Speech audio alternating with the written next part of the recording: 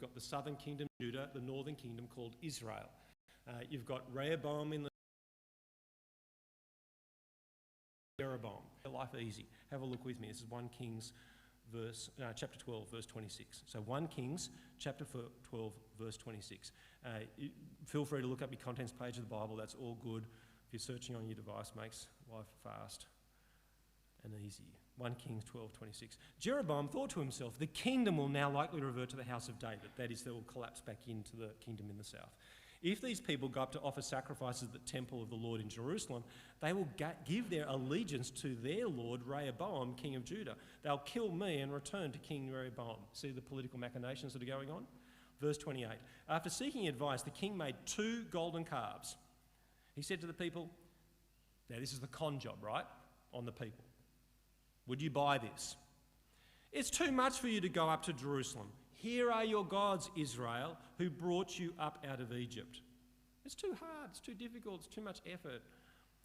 One he set up in Bethel and the other in Dan. And this thing became a sin. The people came to worship the one at Bethel and went as far as Dan to worship the other. Jeroboam built shrines on the high places and appointed priests from all sorts of people, even though they were not Levites. You see, God had told them how to worship him. And Jeroboam dismisses that and goes, well, that doesn't matter. We'll just set it up another way. Non-Levites. We'll set it up in Dan and Bethel. It just doesn't matter.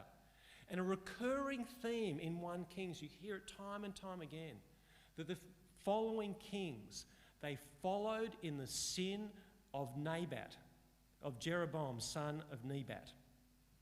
That's what they kept on doing. So this is 1 Kings chapter 16, verse 25. Omri did evil in the eyes of the Lord and sinned more than all those before him. He followed completely the ways of Jeroboam, son of Nebat, committing the same sin Jeroboam had caused Israel to commit, so that they aroused the anger of the Lord, the God of Israel, by their worthless idols.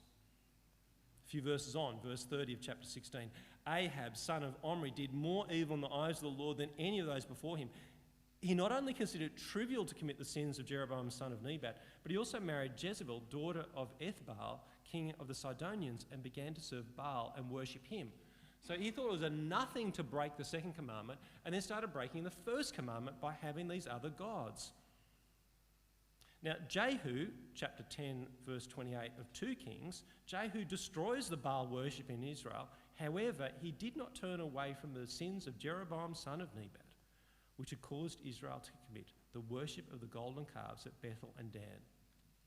And what do you see? That one decision, that one political decision from Jeroboam that the people bought as a lie and for their convenience to worship, was then sold from generation to generation and affected those generations, and people just ran with it and it affected their lives.